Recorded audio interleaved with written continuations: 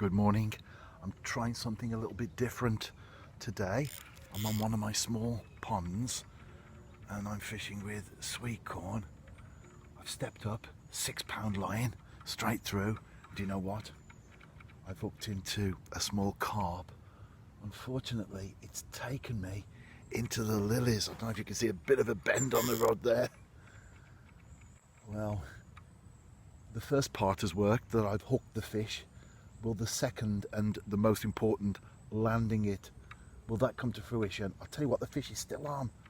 I'm trying to tease it out. You know what's happening beneath the surface, don't you? You know where the lilies are. Oh, I've got it into open water. That's quite encouraging. Oh, I could be back with certainly not a big fish, but I'll tell you what, under the circumstances and the venue, it'll be a great one to get on the bank. I'll be back either way. Let's hope it's with a fish. See you soon. I think it could be a few more minutes. Well, fancy that. I've just netted it and it's actually a tench. So even that's a surprise. Anyway, I will be back with the fish in due course. I'm glad I netted it and got it on the bank and in front of the camera. I was convinced it was a small carp. It fought really well. It's a tench, not particularly a big one, but I'll tell you what, when you think about the venue that I'm on, it's actually quite decent. I'm certainly happy with this.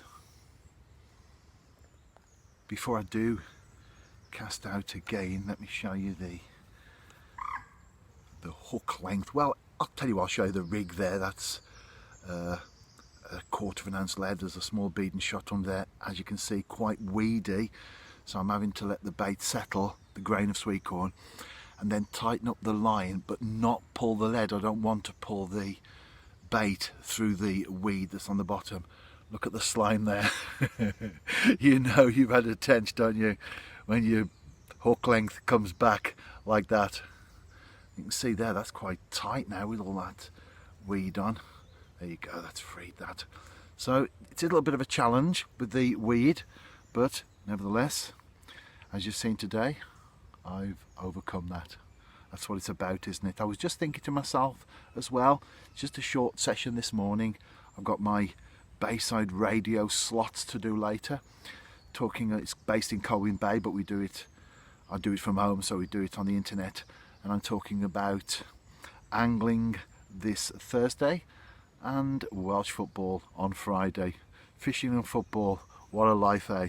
Right, I'm pretty much sorted there. Get a grain of corn on and cast out again. See what else is lurking out there. Maybe a carp this time.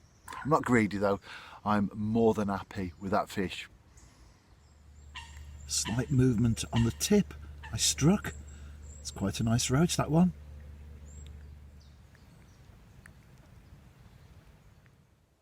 On the last cast, I had what looked like a crucian. I was bringing it in, and then a pike came from out of the near lilies and smashed into the fish, and eventually I lost the carp and the pike itself, of course.